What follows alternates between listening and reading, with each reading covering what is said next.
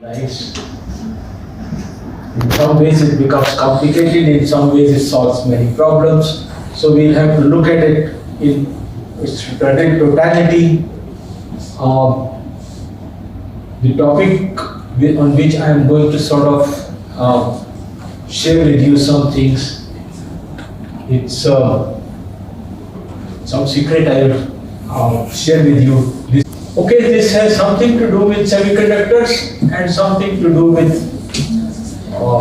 energy systems. Yeah, we will learn a little bit about it as much as I know. I have tried to sort of gather together information from elsewhere and put it here. You can please ask me those things which I can understand. Let us look at this picture, which is taken from some source. What is given on the left hand side is actually a graph which is experimental. This is the data. What it shows is that, which you can't read here, the square kilometers, this is Arctic, and what you see is some place where I wanted to show you what there is a part which is supposed to be. So you can see this whiteness, and there is a part which is ice in Arctic region in million square kilometers. So this ice melting is a real phenomenon, melting of ice, and this is data, and this is an extrapolation. That means now around maybe 22 or something when it was made, and this is 2050. So you can see that what is expected. This is a prediction that this ice will keep on melting further, and then seas will rise, and who knows, Bombay may be there or not there, we don't know all that. So this is the threat, and this is due to greenhouse gases, carbon dioxide, methane, and other things which have collected around, which have made a blanket around our earth, and that sort of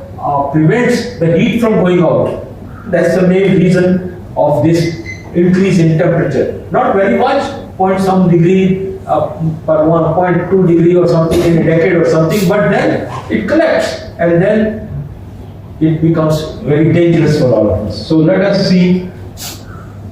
So this is, gases are being collected because we use energy for all our jobs, whatever we do. We cook, we heat our geysers, we travel from one place to another, we use electricity. So many things we do, they all use energy in one form or the other, and it is based on, you see, this is a source from world's data, and 77% is from fossil fuels, which means oil, gas, all these coal, and small part of it, or relatively a fraction, 16% of this used in electricity. And quite a large part of this electricity, as you know, there are coal plants, gas plants, etc., which generate electricity. So quite a large part is the energy which we use for lighting or whatever is being generated by using these fossil fuels. Fossil fuels, when you burn them, you know, they oxidize, and then they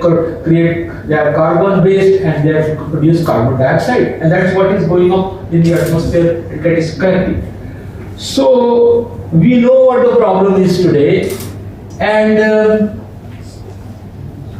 electricity is used, for residential purposes, industrial purposes, commercial purposes, many purposes electricity is used. So one of the proposals is that we reduce the dependence on fossil fuels for a variety of things, and also for generating electricity. That is the part which I am going to talk about today. Of course, you can use windmills for generating electricity, you can use tidal waves, various kinds of different mechanical or other possibilities which are biomass.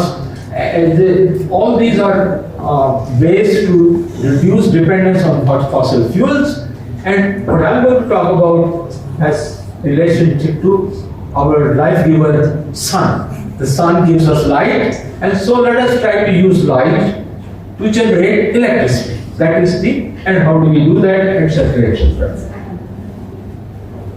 And then semiconductors is something which I learned throughout my youth career, and now I've used it for several tens of years, and I'm also teaching here students semiconductor science. So this is something. So semiconductors can be used for generating electricity, as most of you know. I will give you a little more detail if you have any questions. And also they are used lately, last 15 years or so, they are also used for creating lighting. This lighting which you see in your room or everywhere, it was not like this. It was different, something called tungsten lamps, and they were not so efficient, but nevertheless they were discovered.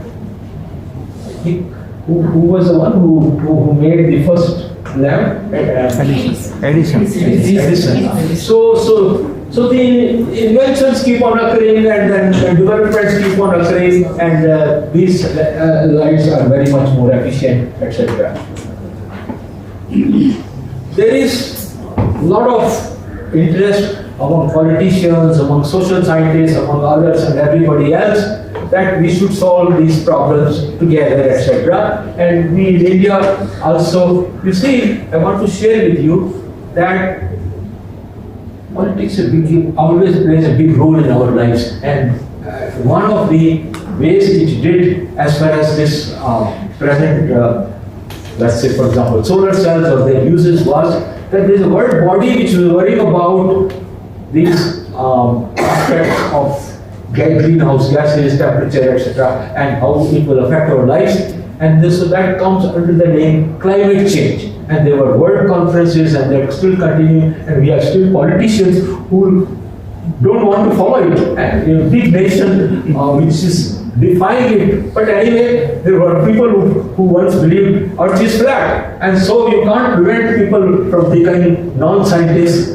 They can be big money people, but they can be non-scientific, and so we should be very careful about it. Anyway, so we in India have started this in year 2010, very late, and many other people were already ahead of us. But anyway, better to start at some place, and then so there is a program in India which I'll make you familiar with, and this is the source Ministry of Power. So we have about 108 gigawatts capacity as of 2025 installed capacity of solar cell based electricity generation. And then there is industry, and government has programs to encourage industry to make panels which are based on this, which are the source of this electricity, etc. And it is expected that this capacity to make panels, modules, what is a module and cell, and cells, solar cells, to make them in so many gigawatts. It is so if that happens, we will also be one of the countries in the world which produces a large, have a good capacity for this.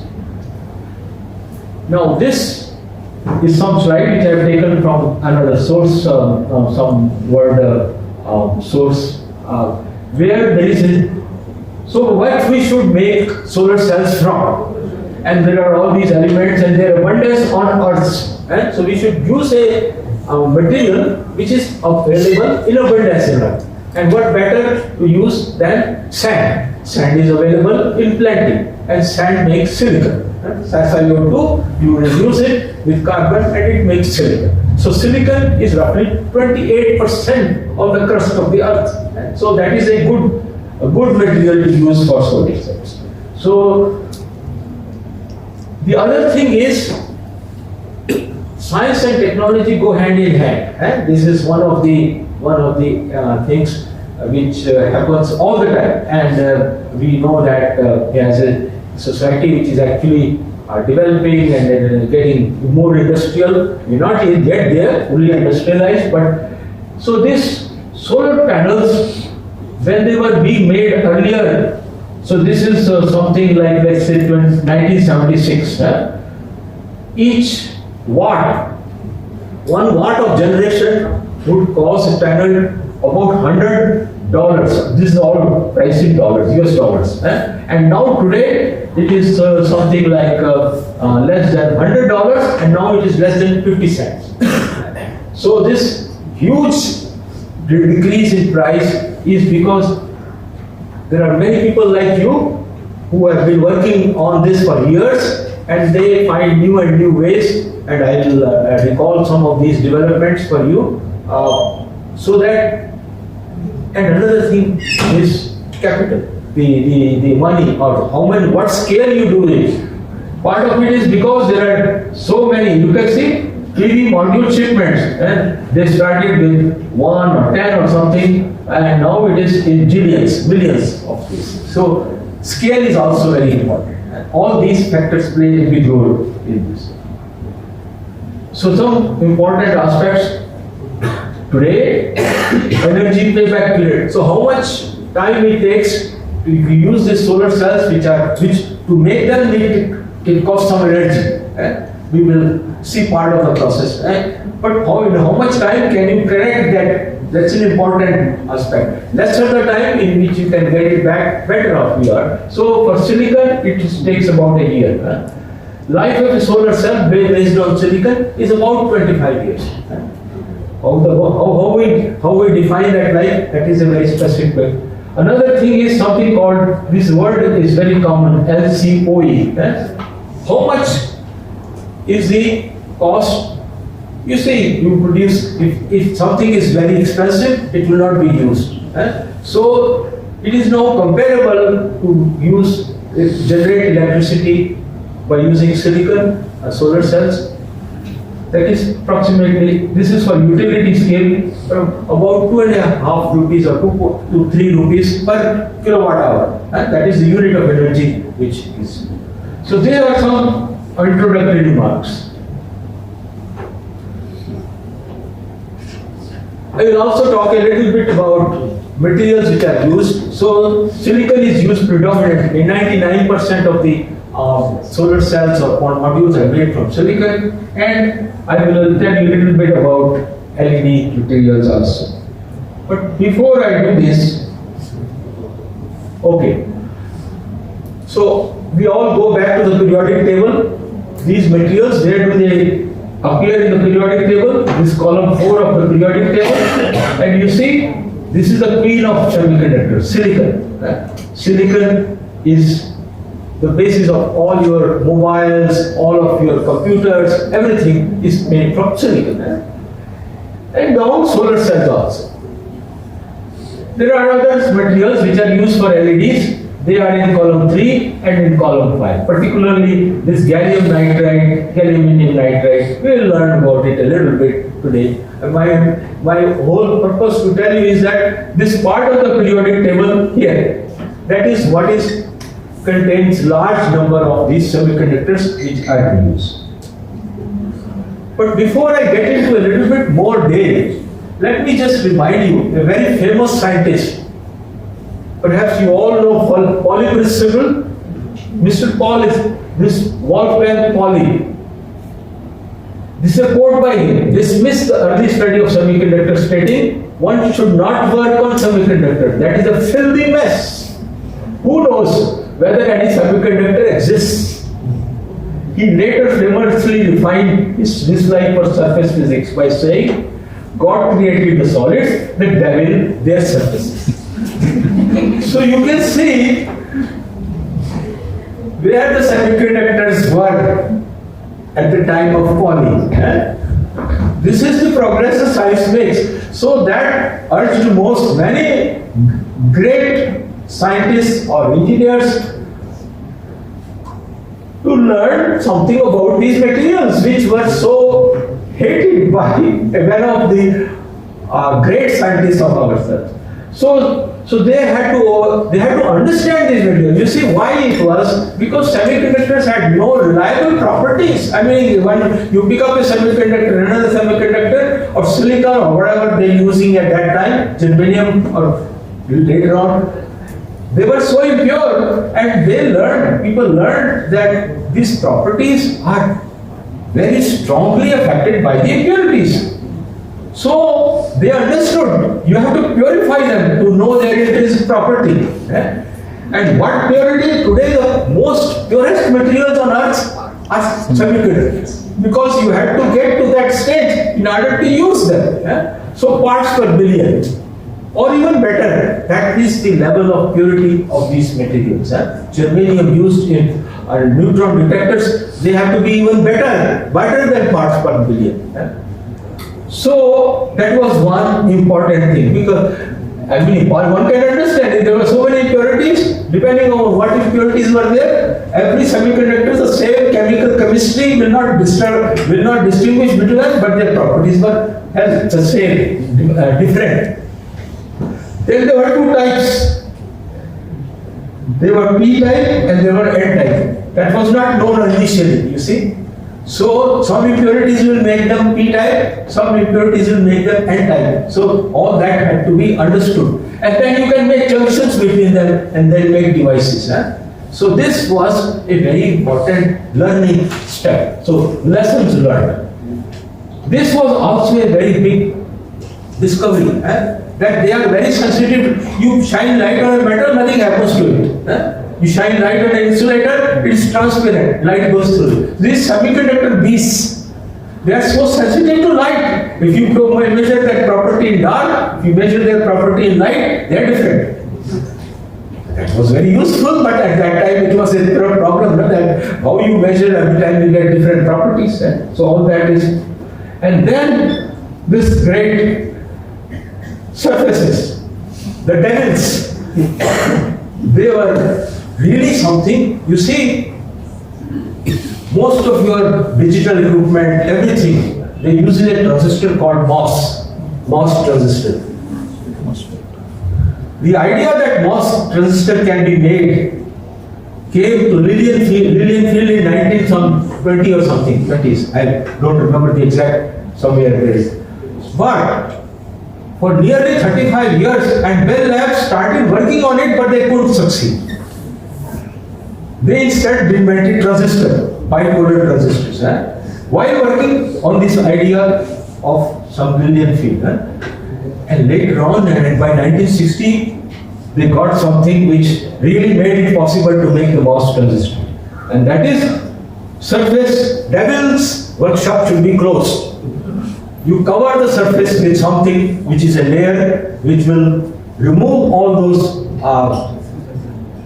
effects which are, you see, you're working with electrons and holes, and these surfaces, they have places where these get trapped and they can't move. And so once you cover them with silicon dioxide, the surfaces were no longer the devil's workshop anymore. And also for solar cells, silicon solar cells, believe me, even whatever we are doing, great discoveries over the last 5-7 years or so, also involve these improvements in surfaces, something called lifetime or something, carrier lifetime. Anyway, it doesn't matter. Now, I have told you about what we have all learned. Let's just go through the detail a little bit. This is an ingot of silicon, and this could be my height or a little more than me, and sometimes weigh a ton or something also.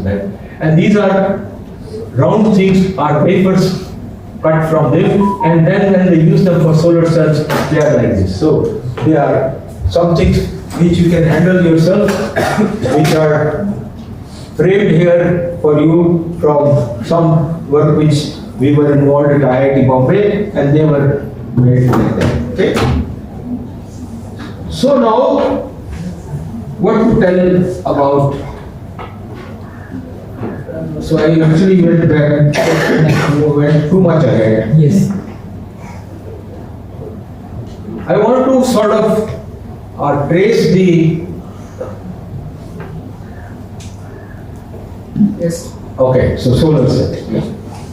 So little bit about solar cell. Solar cell is a device which works with shining light. So what does the light do? Well, light, as we know, can be also described as photons, particles, which have energy depending on the wavelength. Smaller the wavelength, larger is the photon energy. Yeah. So, because before so this is light, sunlight. here is sunlight, the spectrum of the sunlight. So it has photons of energy, something like 3 electron volts, and then 1 electron volt, and then half an electron volt, and so on and so forth, right? So this is longer wavelength, are lower photon energy, and so this is the light for us, which we are going to use for making electricity from the solar cell. So what does it do? So if you shine, so the symbol, these wiggly lines are the photons which are shining on this, and the semiconductor is represented by something, 2 lines, EC and ED. This is the valence band, this is the conduction band, and this light counts, photon sees this sea of electrons in the valence band, and if it has enough energy, which is equal to the band gap or more, then it will push the electron from the valence band into conduction band, and in turn, these 3 photons, if they are absorbed, then they will produce extra electrons and extra holes. That is what the solar cell does. When you shine light, if the energy is enough, when band gap of silicon is 1.1 electron volt. So that is about 1.1 micron. So if the light, all those wavelengths which are shorter than the infrared, near infrared light, they will be absorbed by the silicon, and they, each one which a photon absorbed, it dies and it produces these electron neutrons. The job of the solar cell is to separate them. The structure of the solar cell, if they didn't do anything, these electrons will come back to the holes. They will called recombination. So recombinations are going on anyway, but quicker you remove them or separate them, then it gives you the juice. That means the electricity, right? So this is what it is. So now there are various. So there are two ways these electrons in the holes can be combined. One is that something reverse of the process by which the electron went from valence band to the conduction band, it came back, and that is called recombination, which is radiative, which is the basis of the LEDs. LEDs are made by this process, by you generate somewhere in the LED structure extra electrons as well as in the same place, and they will recombine, and if the radiative is recombined, they give you light. But there is another process by which they can recombine, which through a defect level, like a surface, the devil, the surface is a defect level. So the recombination through this is undesirable, and this is modifiable. In other words, if you reduce the defects which cause recombination, then it is better device, and that is all the development there is in solar cells, which I will recall. So this is what the solar cell action is. So here is this light which generates electron and hole, and you separate them. Make electrons come one way and holes go the other way, and that creates the voltage. And the voltage which roughly the voltage will be related to the band gap. Approximately, it's slightly less than the band gap. And if they recombine, so that depends upon how many recombinations, how many of these guys they recombine here, and the current will also depend upon separating them and flowing them the outer circuit. Okay. So this is the background of this. So what light does, it generates extra electrons and holes. The structure of the cell separates them, and then that gives you voltage and current. So this was realized after the invention of transistor in Bell Lab, 1944. 3 of these people who are the original inventors of this, they got a cell which was 4.5% efficient. The efficiency means the power output divided by power input. So shine light has a certain amount of power in it, and whatever power you got out of this, that was the first cell was approximately.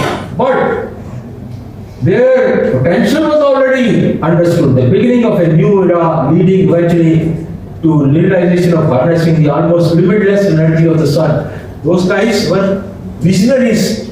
They understood that it is powerful, but of course, those things had to wait many years until.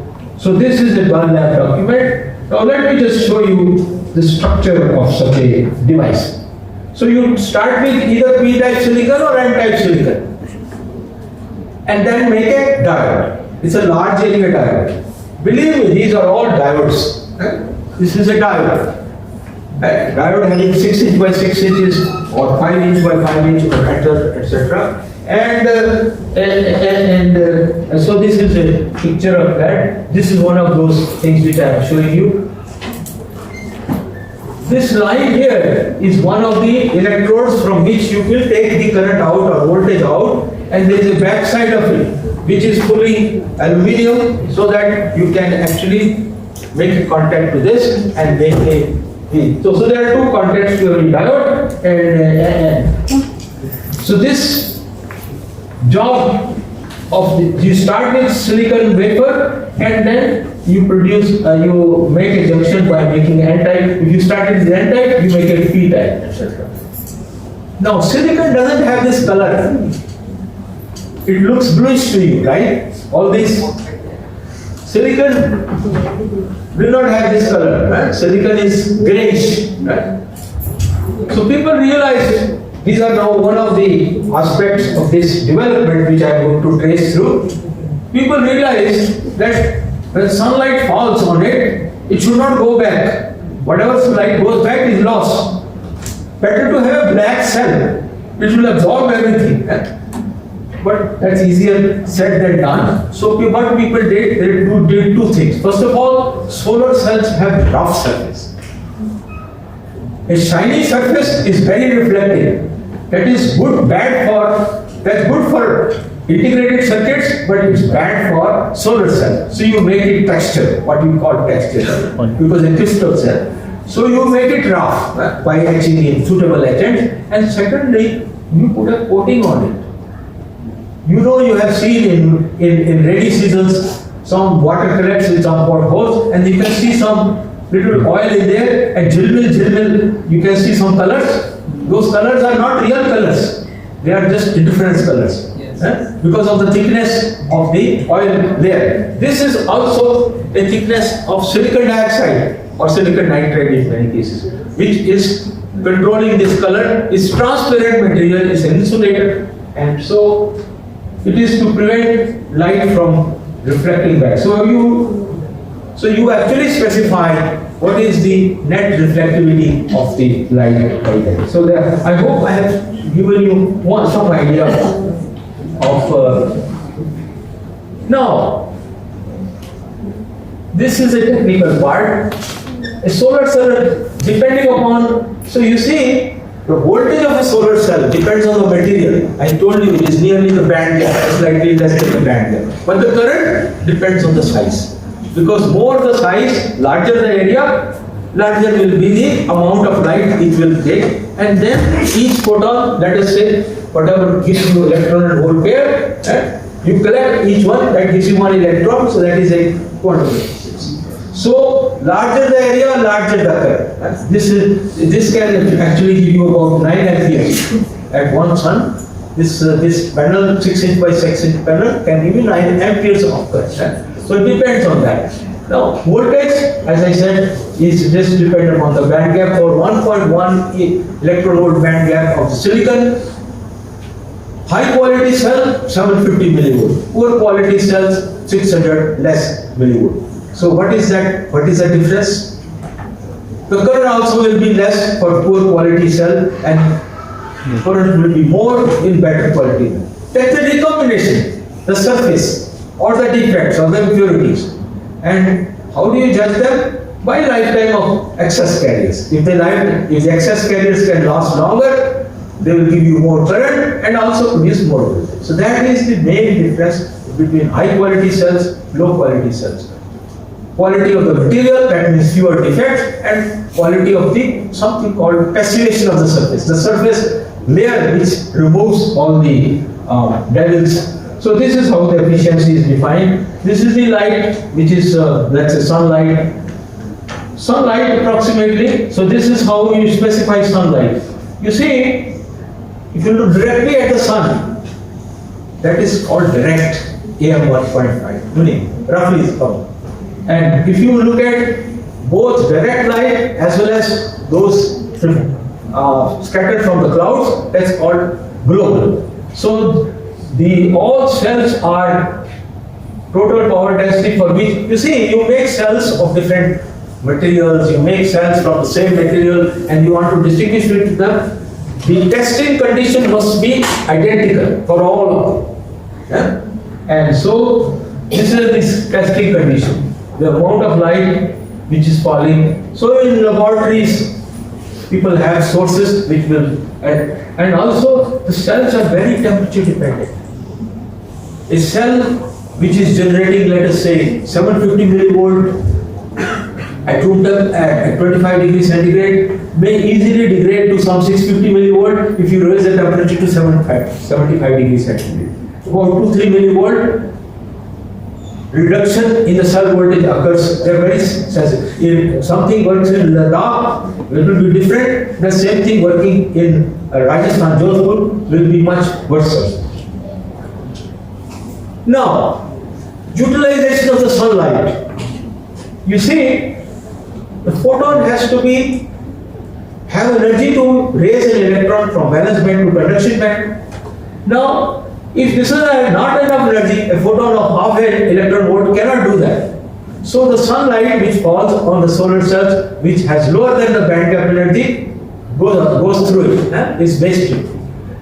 Also, high energy photons, 2 eV, 3 eV, once you use the photon, its job is done to create electron hole pair, but that extra energy 2 eV or 1.5 eV, whatever number of photons, it also goes waste in heating everything. So, therefore, even if you use all the photons, which you lose energy. So, this is therefore, there is some net efficiency possible. What is the theoretical efficiency possible? That is, so this is a graph which was given by Shockley of the same fame as the invention of the transistor, and Poisson was from Max Planck Institute. So they made a graph which is called Shockley limit. That Shockley limit is the maximum efficiency for any semiconductor. Right? This is a combination of band gap. I told you voltage generated depends upon the band gap. If the band gap is small, voltage generated will be small. If the band gap is large, voltage is large, but the amount of light which can be absorbed will be smaller. So there is a maximum. That maximum is at about 1.4 eV. And then there are other people who contributed to it.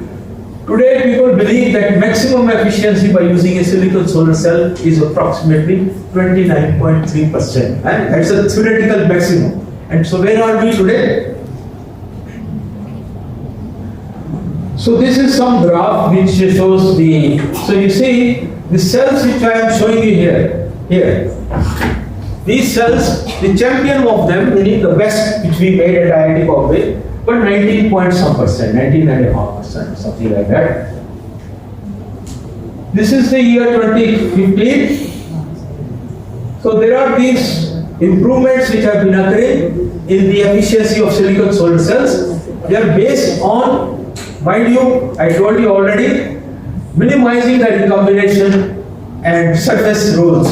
These are the main, and there are many different structures. I will not bother you about this, but you can see there is a person here well known by Martin Green, who is well known for his work. In 1999, he published very important paper. He already achieved efficiency nearly some 25% in that time. And many structures are known by his mnemonics. I will not get into that, but okay, before I get to the last part of this efficiency, how do I make a cell which is, what goes into making a cell like this? You start with a wafer, that is a p-type silicon. So you take a p-type silicon, and then, as I told you, you make the surface rough by chemical etching. It's a crystallographic etch because it's a crystal, and then certain chemists are great as these things, So I think if more chemists had worked already by the time Pauli made that statement, maybe he would not have made those statements very much. You see, the great role chemists play in our lives, in material and things like this. So you see, you make a p-n junction by something called diffusion, and this red thing is the n-type, so this is the NP junction, and on top of that, you put a coating, as I told you, a coating of insulating material. Actually, silicon nitride is an insulator. It will passivate the surface as well as make anti-reflection coating. Thickness governs the anti-reflection coating. So that's why it looks bluish. And then you put contact material here and put contact at the back. This is some silver and that is aluminium. P-type contact aluminium, and you heat it. If you heat it, this metal will go through this insulator and make contact here. So you make contact only at some places in this silver lines. You can't see from that far, but in the cartoon which I had shown you, you have seen thin lines, they are called fingers. So you don't want to cover the surface, as little surface you want to cover, but at the same time you get the current. So this is the coverage, so is very important, and silver is becoming more and more expensive. So there are a lot of people working on how to replace silver and such things. Okay, I think I sort of built something which it didn't like. Okay, so now this is the last part of this. Where are we today? There are many things in this slide. This is the one which is 19 to 20% which we made at IIT, which is what this is. But there is this is based on something which Mr. Green worked on in Australia, and then there are these other. This is called tunnel oxide passivated contact. The contacts play a big role in actually governing this the recombination which I talked about. And then this is a Japanese invention. You can see now, present day, we have reached almost, and there are cells in which light can come from both sides. That is, so they are double-sided effect. All these development almost reaching very close to the theoretical maximum. What was the theoretical maximum? 29 point something, and getting there. When you make module, so this is the only last graph of this for cell efficiencies. This is something which is the current range. In other words, with using single cell, single material, you could make silicon 29.3. Can you do something more? Yes, you use two materials. What does that help? How does that help? You see some photons whose energy was much larger, that you are losing that energy. So if you use a material with larger band gap, so then photons are used there to create more voltage. So you use two cells in series, something called silicon tandem cells, and this perovskite, I will not talk much about it, but these are now perovskites. If you make single cell, they have also become 25% almost. The big problem is they are not very stable. So that is the, and so a whole lot of technology to make them more stable, etc., etc. Once you make cells, how do you use cells? How do you make them panels? You encapsulate them between, always, their cells are very thin, by the way, these are not very thin. These cells are approximately 0.15 millimeter thick, 150 microns. The perovskite cell will be just a micron scale. They are called thin film cells, and silicon is a very poor absorber of light. Although we use it for solar cells because it's abundant, cheaper, etc., and very rugged. But if you wanted to use thin cells, you have to make a material which is a good absorber of light, and perovskites are very good absorbers of light. So these are the developments which. So they must last 25 years. What is the meaning of 25 years for silicon solar cell? If it gives you, let's say you have a 100 watt cell, and today it gives you 100 watts, when you put it in sunlight, full sunlight, 25 years later, it should still give you 80 watts. That means it will reduce, it will degrade, but it should still give you 80% of what was, and that is the end of the life for that. That is the guarantee for makers, and there are many people who use. But how do you achieve this? So there are cells here, and then on both sides there are some encapsulants. Water is a deadly thing for it, and also moist air going in is very deadly. So you seal it like your ID cards and things like that. So here there are more different sealants, etc., which will make it.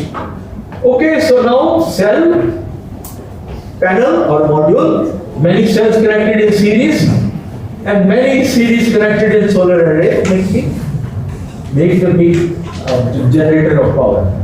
Look at this. This is a Chinese cell, a Chinese module. So they have 2.2 meters by 1 meter. So they have become so big. So this is the, and then uses in various forms. They can be residential. There are something called building integrated power. So there are many forms in which the cells are used. This is one of the large power plants in Bhadra, in India, Rajasthan. And then there are cells which can be floating, etc. So there are all kinds of people who work on all kinds of possibilities.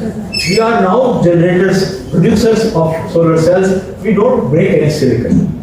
This is a very unfortunate thing.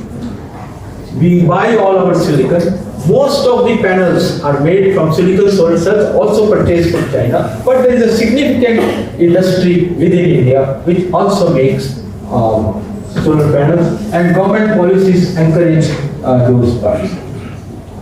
And of course, you cannot have a nuclear plant where children can use it for generating nuclear power, but you can have a solar cell which will be generating charge a battery, and this is that kind of, which will be lighting a lantern. This is 1 watt panel, and this can this can give you enough voltage and current to charge a battery, etc., etc. So these are very versatile, decentralized possibilities are there. Now, for 10-15 minutes, we will talk about. So we are done with solar cells. If you want to ask any question, you can ask me now. Yes, please. So while insulating, because of, as I said, little time on materials which are used for semiconductors, which are used for lighting diodes. This is called solid state lighting. This was always a dream of many people. I haven't given here names, but there is a gentleman by name Pankow. He spent a lot of time working on this gallium nitride, which is being used on this energy. But 21% of the electrical energy is used in lighting. So if we can improve by a factor of 2, then that means a great saving. All right. So half of it can be saved by switching to cold and solid. Now, this is a diagram in which this recombination, which is radiative recombination, meaning this light is dependent upon the recombination in which the electron in the same place, both electrons and holes are in plenty. That is done by making a PN junction diode and then applying voltage, so that's forward bias. Under forward bias, the P side will inject holes into N side, and N side will inject holes into the P side, and though there will be a conglomeration of holes and excess electrons and holes near the junction. And that is what gives rise to and recombination. So this is the desirable part. Undesirable part, if there are any defects, and every recombination occurred via defects, like in solar cells, there it will be at efficiency reduced by that time. Okay. So this is and then the light will have the color depends on the band gap. This is shown schematically here. Larger band gap, blue light. Then slightly smaller, and the material is indium gallium nitride, and then slightly smaller band gap, green light. This will be something like 3 eV, this is like a 2.5 eV, and 2 eV, smaller band gap. So the energy of the photon which is emitted is the same as the band gap. Okay? So this is how you make LEDs of different colors. So here is the part of the periodic table which I showed you. These are all 3,5 compound semiconductors, and they are nitrides, phosphide, and combinations of them. Indium gallium nitride used for both blue and green LEDs. LEDs have single color. So how do you make them white? Next slide. Next slide. Aluminium gallium phosphide can be used depending on the composition, orange, yellow, and red. So how do you make white LEDs? This is how it is. So this is my, let us say, this indium gallium nitride active layer, and then that is the diode. But then on top you put a material which is called phosphor.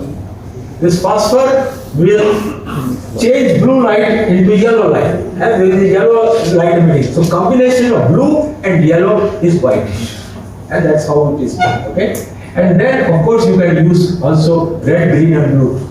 The TVs which are supposed to be coming in future, which will be based on micro LEDs, they will have zillions of these little LEDs, and they will be combinations of red, green, and blue will also produce the various colors of lights which you have. So I am just going to show you some pictures which are based on LEDs. You are all familiar with it. So now a little bit technical part. How do you view what is a LED or light source is efficient or not efficient? How do you say? Okay. So you are applying electricity. Electricity is in watts, power. How much power? Current and voltage, right? So that is the input. What comes out, you can either say in terms of watts of light, and if they are visible LEDs, then you say lumens. Okay? So this is the terminology. Lumens per watt is the way you specify how efficient that light emitting device is. Incandescent bulb, which many of you may not have seen, which were based on tungsten, they had something like less than 10 lumens per watt. Because most of the energy was going into heating the thing, and small part as a black body radiation, it was emitting. So that visible part was a small part of it, and approximately some 10 lumens per watt. But the LEDs which we have here now in the room, they are at least 100 lumens per watt. So 10 times more efficient in generating light which we can see. That is how it is.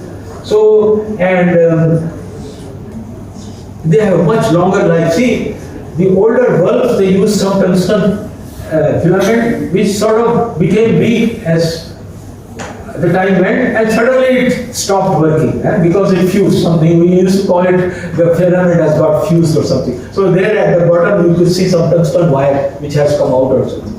So this life is another thing. Life of these LEDs in principle can be 10,000 hours and more also, depending upon the goodness. Okay, how much light do you need? This is something which is by some review here, and so you need at least for some simple tasks 32 lumens. So lumens is here. So this, once the lumens are emitted by the lamp, it spreads, and so how much surface is covered? That is lumens per watt, lumens per meter square, right? Then that is lux. So these are the units which are used to specify this. So there is some comparison. Old type of lamps, incandescent. That one time incandescent was the tungsten lamp. So if you need this much lumens, so then 40 watt bulb was necessary, and now LED can just do 10 times less power of the same LED lamp. And similarly, there are the numbers which are also. I told you, but so this is more or less what I am going to tell you. But there are developments which are keep on occurring in the field of LEDs, and micro LEDs is some topic which this is a very recent thing. Micro LEDs are finding new use, not for lighting, but to replace lasers and various things which are used for communication and using optical fibers, etc. Okay, these are going to replace these lasers or something. So now I come to the end. So what is the summary? summary is that semiconductors have emerged as efficient converters of sunlight into electricity, and LEDs based on semiconductors have transformed lighting, reducing the electrical energy needed by nearly a factor of 10. These are some two broad sort of conclusions which we can draw from this. So I hope you get an idea that semiconductors, unlike what Wolfgang Pauli said, millions of devices are being used by all over the world by using of semiconductors. And all this is over the last 100 years. I mean, not much longer than that. Okay? Thank you very much. Thank you, sir.